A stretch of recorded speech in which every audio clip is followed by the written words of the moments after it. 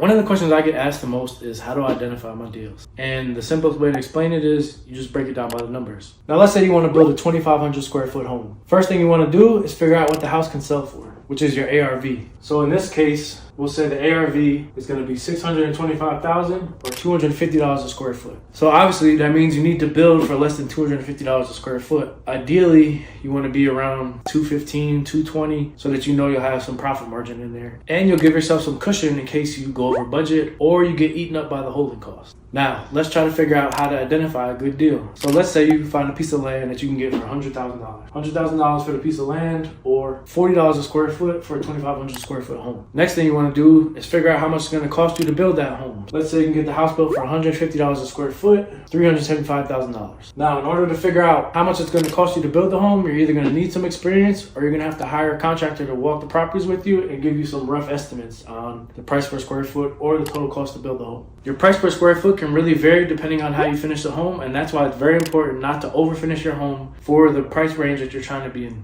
If everybody else is doing laminate floors or pre-finished hardwoods, don't try to do solid white oak hardwoods that are 3 times the cost because you're going to blow your budget and then you're going to be over. After you establish what it's going to cost you to buy the property and how much it's going to cost you to build the house, you need to figure out your soft costs. Holding costs. This is going to be your mortgages, insurance, any liabilities that you have. Obviously, you want the holding cost to be as low as possible. So that means you need to get the house done quickly and you need to get it sold quickly. Because the longer it sits on the market or the longer it takes you to build, this number is going to go up. So right now, we're just saying it's going to be $30K or $12 a square foot. Now, your next cost is going to be how much you're going to pay the agents, which is going to be 6% in most cases. So in a house like this that you're trying to sell for $625,000, agent commission will be $37,500. That's going to put your all-in cost at $217 a square foot or $542,000, which means you'll net out about $83,000. But again, this number is very important because if you get into a stagnant market or the property is overpriced, these numbers can really get exacerbated and this will kill your profit margin. And it's also very important not to go over budget. Make sure you build a contingency into your budget so that you have a cushion in case things don't go as planned. The most important thing for any project, whether it be a flip or new construction, is knowing the numbers before you start and making sure you get them done as quickly as possible and get it sold as quickly as possible. Stay tuned.